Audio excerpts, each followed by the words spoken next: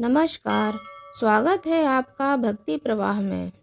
आज मैं आपको हरियाली तीज की कथा सुनाने वाली हूँ।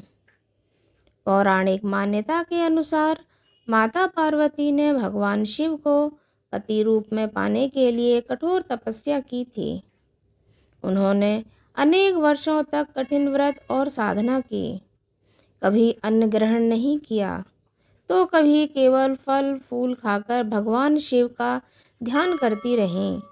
माता पार्वती की तपस्या इतनी कठोर थी कि देवताओं को उनके संकल्प का पता चला, लेकिन भगवान शिव अपनी समाधि में लीन थे। माता पार्वती का मन केवल भगवान शिव में लगा हुआ था। उनके हृदय में एक ही इच्छा थी, महादेव ही मेरे पति बने। इसी बीच माता पार्वती के पिता हिमवान ने उनका विवाह भगवान विष्णु से करने का विचार किया। यह सुनकर माता पार्वती अत्यंत दुखी हुई। उन्होंने अपनी सखी से अपने मन की बात कही। माता की सखी उन्हें एक घने वन में ले गईं ताकि वे अपने मन की इच्छा के अनुसार भगवान शिव की आराधना कर सकें। इस कारण इस व्रत को कई स्थानों पर हरियाली तीज कहा जाता है और इसे सखियों के साथ मनाने की परंपरा भी जुड़ी है। वन में माता पार्वती ने भगवान शिव को प्रसन्न करने के लिए कठोर तपस्या की। उन्होंने मिट्टी से शिवलिंग बनाया और पूरी श्रद्धा से उसकी पूजा की।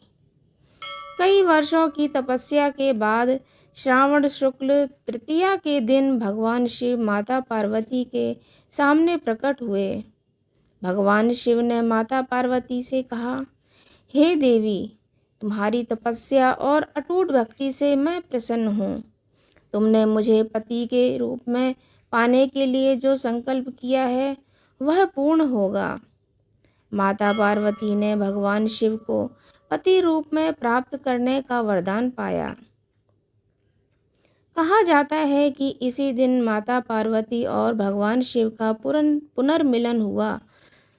इसलिए सुहागिन महिलाएं और विवाह योग्य कन्याएं हरियाली तीज के दिन माता पार्वती और भगवान शिव की पूजा करके अखंड सौभाग्य, सुखी दाम्पत्य और मनचाहे जीवन साथी की कामना करती हैं।